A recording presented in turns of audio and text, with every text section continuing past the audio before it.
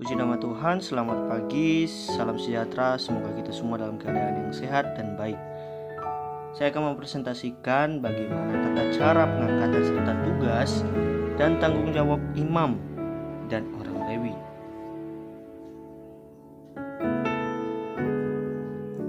Cara pentahbisan imam dalam Perjanjian Lama.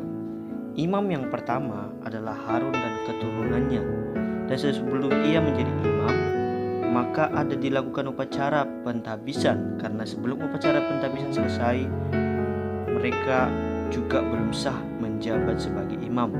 Adapun upacara pentahbisan itu berlangsung 12 tahap, yaitu yang pertama, Musa menyuruh Harun dan anak-anaknya mendekat, Imamat 8 ayat 6. Itu berarti bahwa mereka dianggap sebagai hamba Tuhan dengan umatnya. Yang kedua, Musa membasuh mereka dengan air, Imamat 8 ayat 6. Dengan demikian mereka dijadikan murni dari sudut ritual atau keagamaan. 3. Musa mengenakan pakaian khusus kepada Harun, ayat 7-9. Dan anak-anak tidak terlibat dalam hal ini karena mereka masih menjabat sebagai imam biasa. Dan besar kemungkinan kalau pakaian khusus itu juga seperti tutup dada, sebab atau patam emas dipakai raja-raja pada zaman sebelum pembinasaan kota Yerusalem dalam tahun 587 dan sesudah Israel kembali dari pembuangan di Babel. Mulailah imam besar memakai pakaian itu karena ia mengambil alih beberapa tugas serta fungsi raja dan sebagian dari status raja. Namun secara ringkas, pakaian Harun itu menekankan kekudusan, kekuasaan serta kewibawaannya. Dia mengadakan peradilan dan berhubungan dengan Tuhan sebagai yang melayani dia. Yang keempat, Musa mengurapi dan menguduskan kemah suci serta segala yang ada di dalamnya. 8 ayat 11. Yang kelima, Musa mengurapi Harun dengan membawakan sedikit minyak urapan di atas kepalanya. Yang keenam, Musa mengenakan pakaian khusus kepada anak-anak Harun. Pakaian yang diperuntukkan kepada anak-anak Harun lebih sederhanaan minyak pun tidak dituangkan ke atas kepala mereka. Sebab itu ada perbedaan besar antara pentahbisan Harun dengan anak-anaknya.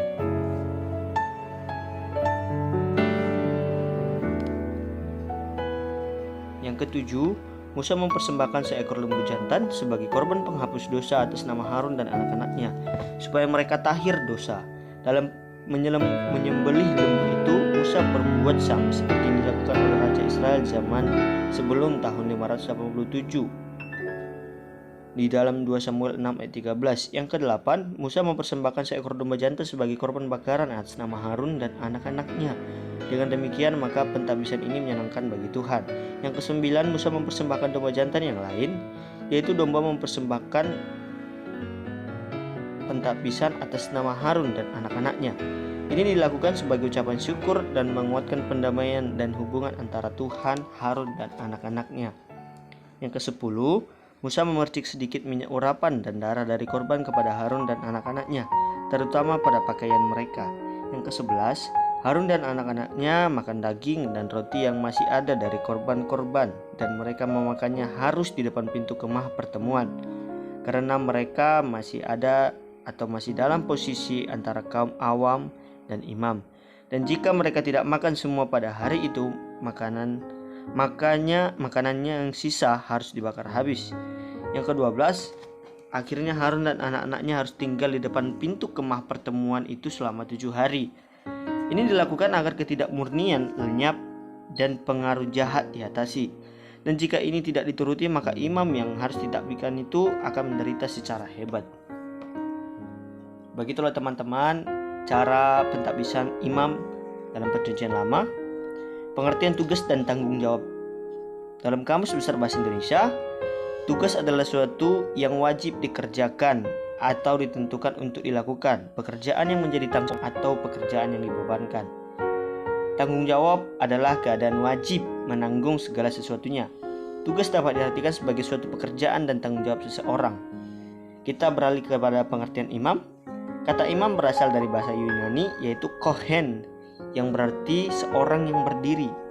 Di dalam ensiklopedia masa kini, kata kohen berasal dari kata kerja hun, yang mempunyai pengertian di hadapan Allah dan bertindak sebagai Allah. Perkembangan selanjutnya, kata kohen dalam agama Israel dipakai sebagai jabatan resmi seorang imam. Selanjutnya, orang yang melayani Allah. Imam berhubungan erat dengan ibadah kepada Allah, mengawasi kemah suci bait Allah, melakukan peradilan dan mengajar hukum Taurat. Terdapat dalam Ulangan 33 ayat 10 dan Yeremia 18 ayat 18. Jadi imam itu adalah pelayan Allah yang bertugas untuk menjalankan dan mengawasi jalannya persembahan di bait Allah serta menjalankan ibadah. Kata kohen diperoleh dari kata benda, yaitu kahan, yang menunjuk kepada persamaan makna dengan kata kun, menjadi abadi, kekal, benar, dan penuh keyakinan. Kata ini menunjukkan kepada tugas seorang imam yang berdiri di hadapan Allah sebagai hamba atau pelayanannya. Kata kun ini menunjukkan fungsi seorang imam. Imam itu adalah seorang yang berdiri di hadapan Allah. Kata ini juga menggambarkan tentang seorang anggota yang suci dalam pemerintahan dan dalam perjanjian lama keimaman bukanlah suatu pekerjaan melainkan jabatan. Kata lain imam juga sering digunakan kanu, artinya membungkukkan diri, tunduk untuk beribadah, menjadi abadi, kekal, benar, dan penuh keyakinan.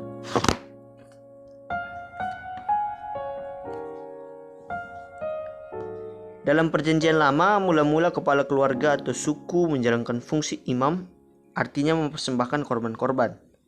Kemudian keluarga Harun dari suku Lewi menjalankan fungsi imam tersebut untuk seluruh bangsa terpilih. Sejak zaman Raja Salomo, hanya keturunan Zadok yang boleh menjalankan imam dalam bait suci yang dibangun raja itu di Yerusalem pada abad ke-10 sebelum Masehi. Fungsi-fungsi yang lebih rendah dikerjakan oleh para Lewi. Imam perjanjian lama diwariskan dalam keluarga. Tugas pokoknya mengajar agama atau Taurat, mempersembahkan korban-korban, dan mengurus bait suci. Dalam masa sebelum pembuangan, para imam jarang-jarang disebut, kecuali berhubungan dengan efod atau dengan tabut perjanjian.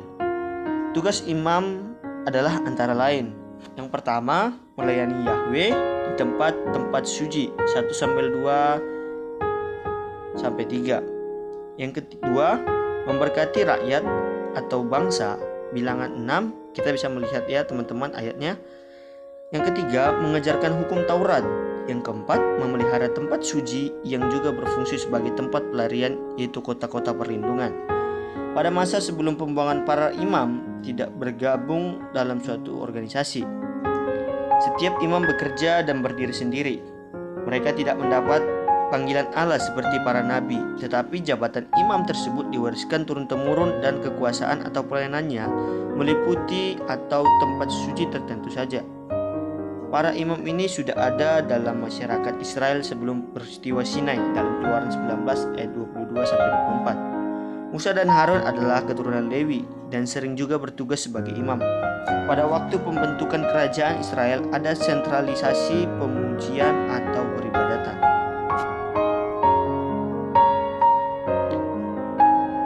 Kita masuk ke dalam tugas dan tanggung jawab imam. Para imam mereka mencakup mempersembahkan korban, mengajar hukum Taurat, mengucapkan berkat, dan menanyakan kehendak Allah. Singkatnya dapat dikatakan bahwa imam berfungsi sebagai perantara yang menyampaikan firman dan berkat kepada umatnya dan memanjatkan doa serta permohonan kepada Allah. Tugas imam juga adalah menjadi perantara antara Allah dan umatnya. Mereka mempersembahkan korban kepada Allah, berdoa untuk rakyat atau yang biasa kita sebut doa syafaat, dan memberkati rakyat atas nama Allah dengan memakai perkataan-perkataan seperti yang terdapat dalam Bilangan 6 ayat 24-26. Yaitu Tuhan memberkati engkau dan melindungi engkau, Tuhan menyinari engkau dengan wajahnya dan memberi engkau kasih karunia, Tuhan menghadapkan wajahnya kepadamu dan memberi engkau damai sejahtera. Hanya imam yang diperbolehkan masuk ke ruangan kudus untuk mempersembahkan korban dan menyalakan kandil. Pada hari mereka meniup seruni perak, mereka harus memberi pertimbangan apakah dapat dianggap bersih seorang yang tadinya dianggap najis. Dalam perkara-perkara cemburuan, mereka meminta keputusan Allah. Dalam perkara sulit, mereka memberi nasihat. Oleh karena mereka mahir dalam hukum Allah. Imam juga diwajibkan menjaga agar api tetap menyala di atas mezbah. Ketika pembawa persembahan menyembelih hewan, imam menampung darahnya dalam wadah, memercik sebagian ke sekeliling mezbah. Upacara korban penghapusan dosa sedikit lebih rumit. Bagian yang harus dibakar setelah dicuci diletakkan di atas mezbah. Untuk korban bakaran, seluruh hewan kecuali kulitnya harus dibakar, tetapi untuk korban-korban lainnya, sebagai korban itu menjadi bagian korban dan boleh dimakan olehnya. Dalam hal korban penghapus dosa, baik yang dipersembahkan imam atau dosanya sendiri maupun untuk seluruh jemaat, imam tidak boleh mengambil bagian, karena ia bertindak sebagai imam dan orang berdosa. Dalam hal itu, ia membawa bagiannya keluar perkemahan dan membakarnya. Sedangkan korban keselamatan tidak menyangkut dosa pembawa persembahan, sehingga pembawa persembahan maupun imam mengambil bagiannya. Tanggung jawab imam untuk mengajar umat dan hukuman atas mereka bila mereka gagal melaksanakan tugas itu. Imam juga bertanggung jawab atas segala acara dan upacara persembahan di bait atau tempat suci. Ia hidup dari sebagian persembahan yang dipersembahkan oleh umat. Namun demikian, korban dan persembahan korban bukanlah urusannya yang utama. Bahkan pada zaman dahulu, setiap kepala keluarga dapat mempersembahkan korban mereka langsung kepada Allah.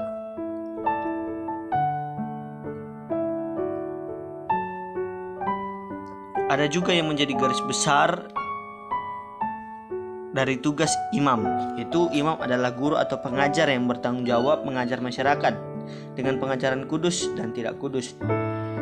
Yang kedua, penafsiran batasan-batasan kultus dalam waktu, ruang, dan status dari kompleks ritual menurut tuntunan Allah. Kita bisa melihat sebagainya. Kita lanjut. Kita sampai kepada suku Lewi, bilangan 1 ayat 28 sampai 54. Hanya suku Lewi janganlah kau catat dan janganlah kau hitung jumlahnya, tetapi tugaskanlah mereka. Saya tidak baca selanjutnya, saudara. Kita langsung masuk saja. Sangat jelas dari 12 suku Israel, hanya ada satu suku yang diperintahkan Tuhan untuk tidak dicatat dan dihitung jumlahnya ketika mereka berada di padang gurun Sinai. Berbeda dengan 11 suku lainnya yang dipersiapkan sebagai pasukan militer, suku Lewi ditentukan Tuhan untuk atau dengan tugas khusus dalam kehidupan umat Israel. Apa tugas yang diperintahkan Tuhan itu? Dalam bacaan kita sangat jelas tertulis bahwa tugas dan tanggung jawab orang Lewi sebagai berikut. Pertama, mengawasi kemah suci, tempat hukum Allah dengan segala perlengkapan dan perabotannya. Kedua, mengangkat kemah suci dan segala perabotannya. Serta ketiga, membongkar dan memasang kemah suci. Kita bisa lihat di dalam ayat 50-53. Singkatnya dapat dikatakan bahwa suku Lewi bertanggung jawab dalam mengerjakan semua urusan kemah suci. Pekerjaan yang dilakukan suku Lewi di kemah suci sangatlah penting karena berhubungan langsung akan pemeliharaan kerohanian umat Israel di hadapan Tuhan. Suku Lewi dituntut mengajarkan semua ketentuan-ketentuan Tuhan agar semua umat Israel menghormati kekudusan Tuhan yang hadir melalui kemah suci. Tidak mengherankan kalau orang awam tidak diperkenankan mengerjakan tugas dan tanggung jawab yang dipercayakan kepada suku Lewi. Jika melanggar, maka hukuman mati sudah menanti. Seperti suku Lewi, kita juga yang telah percaya kepada Yesus Kristus diberi tugas dan tanggung jawab untuk melaksanakan misi pelayanan dan dalam kehidupan bergereja. Kita harus menghormati kekudusan Tuhan dengan menjaga sikap dan tindakan kita dalam setiap penyelenggaraan pelayanan yang dilakukan gereja.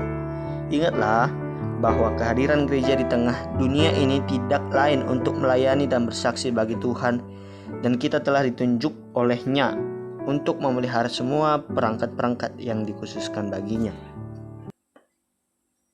Sekian dan terima kasih. Tuhan Yesus memberkati. Sekian presentasi dari saya.